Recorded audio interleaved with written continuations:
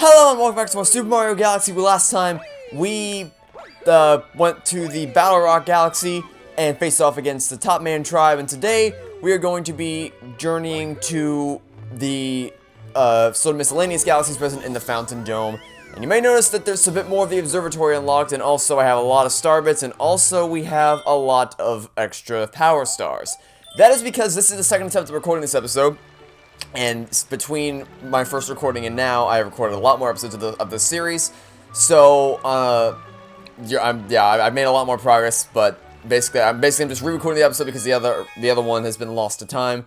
So I will have already collected all the power stars present here. So I will already collected this one, and then the third power star we're going to be collecting. But no matter, because I'm still going to be replaying through them for the sake of the episode. So first things first, we're going to go to the Rolling Green Galaxy.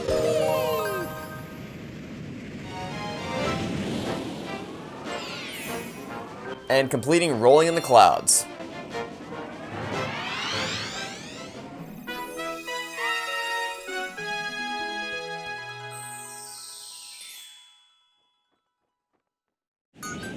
So I just thought about it, this might be to my benefit actually, the fact that the first attempt at recording this episode has been lost to time, and that I have to re-record it, because I don't think it actually gives you the tutorial for this if you've already played the level once, am I correct? Yes, I am. Great. Which means that I can explain how to use this instead of having Gilboard do it. Or Billboard. Or whatever his name is. So basically, you just hold the Wii Remote straight up and you move it around to tilt. So like if you want to move Mario forward, you tilt it forward. Pull back to move backwards. Left to go left. Right to go right. Press the A button to jump. The Nunchuk is not required. That was the sound of me dropping the Nunchuk onto my chair. So now we're just going to move forward, jump up here, and allow us to launch ourselves up to the next planet. So yeah, this is the mechanic for the Rolling Green Galaxy. I believe there's only... This mechanic doesn't appear all that much throughout the course of the game, but in the few instances, I think it's only 2 galaxies in the entire game that we actually use this. This level's pretty easy, but the second galaxy in which we get to use the mechanic is kind of tough. So, but don't worry, it'll be a while before we get there. Anyway, so the coins that are scattered around this place, I'll try to hit one of the coins. If you want to hit this, it'll create a series of star bits for you to follow, but as you can see, the path you have to follow to get the star bits is pretty risky, because it requires you to go down a pretty narrow path and take some tight turns.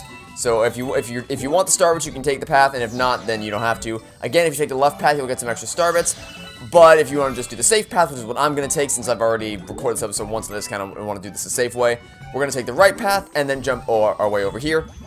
And that is basically the end of the level. Basically, this is just an introductory section, a tutorial level, essentially, to get you used to the ball mechanic, because there's going to be another galaxy later down the line where this gameplay mechanic is much more difficult, but it won't be for a very long time, so if you don't like the ball mechanic, don't worry, because it'll be a long time before we have to do it again. Anyway, Power Star.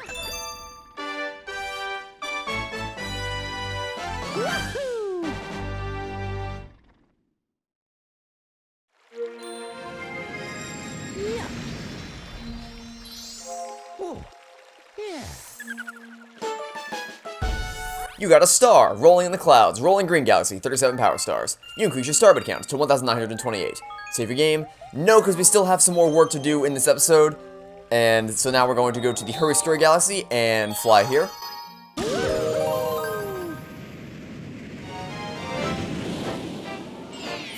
Now let's complete Shrinking Satellite.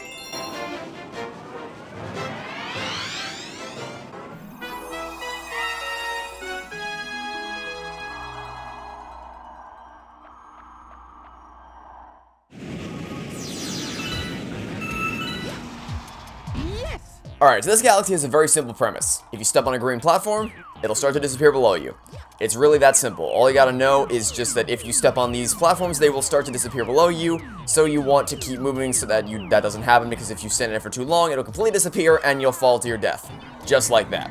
I thought I might have been able to save myself there, but if I didn't, I would have been for the purposes of demonstration anyway, so not too bad. Anyway, now we get to, at least now we get to collect all the star bits again, and I can take some shortcuts to skip the main path, grab this one up right here, and then if you want to mash the A button below this block, you can get as many coins as you can before you fall down into the launch star, and then you can spin yourself onto the next and final planet in this galaxy, which is just as simple as the last one. Just run along all the music notes. You want to jump here to land on the music note, because you want to try to keep some of those platforms alive for later. If you don't, though, it's not that big of a deal. Here you want to head downward, and then again you can try to jump between these platforms to try to keep some of them standing up. Because remember, if you don't step on the platform, it doesn't disappear. But aside from that, just go through all the music notes and the Power Star will appear in the center of the planet for you to then jump into.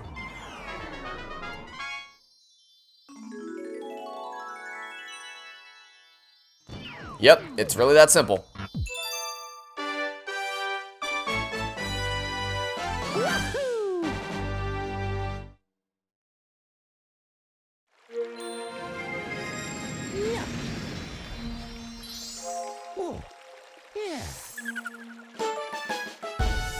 You got a star. Shrinking satellite. Hurry Scurry Galaxy, 37 power stars. You increase your starbit count to 1,962. Save your game, no.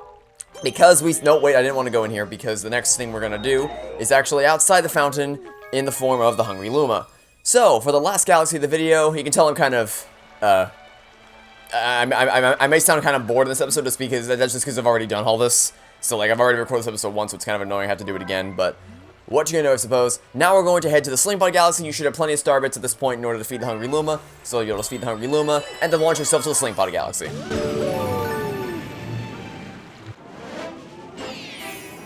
And complete a very sticky situation.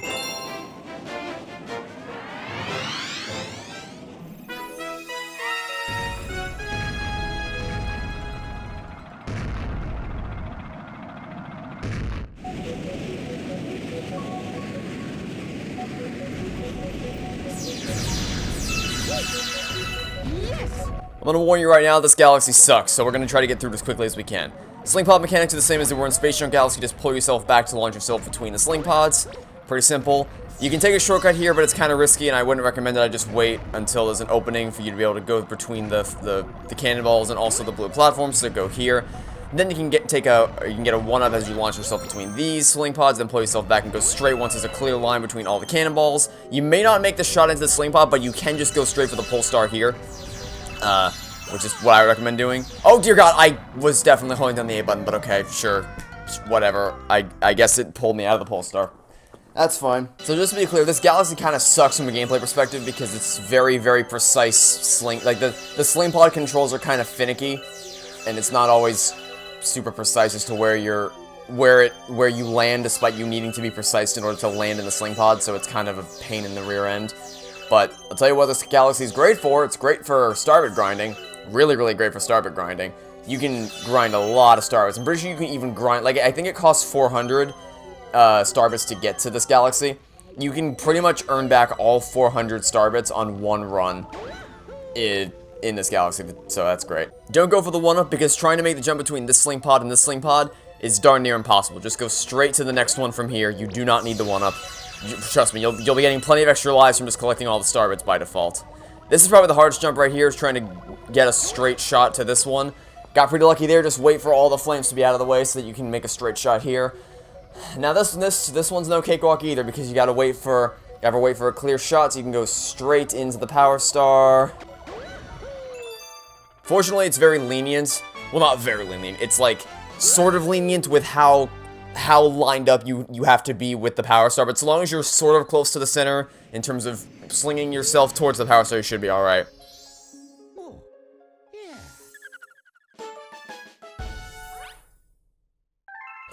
But that galaxy's trash. I hate it with a fiery passion.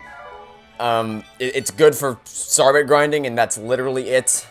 So, you know, if you're desperate and you need some extra starbits, go to that galaxy, and if you don't, just play it once and then never go back. It's a horrendous galaxy. Anyway, that's episode 8 of Super Mario Galaxy. Kind of annoyed I had to re-record it twice, but, you know, what you gonna do, I suppose. Alright, that'll be it for now. Thanks for watching. Stay tuned next time. I hope to catch you all tomorrow for some more Super Mario Galaxy. By the way, tomorrow's gonna be a big day for Super Mario Galaxy, because I've been kind of slacking with uploading episodes of the series lately, so tomorrow you're going to get 3 new episodes of Super Mario Galaxy, and they won't be re-records, so I'll actually sound slightly more interested in the Galaxy, because they won't be me doing the same thing again. Anyway, goodbye!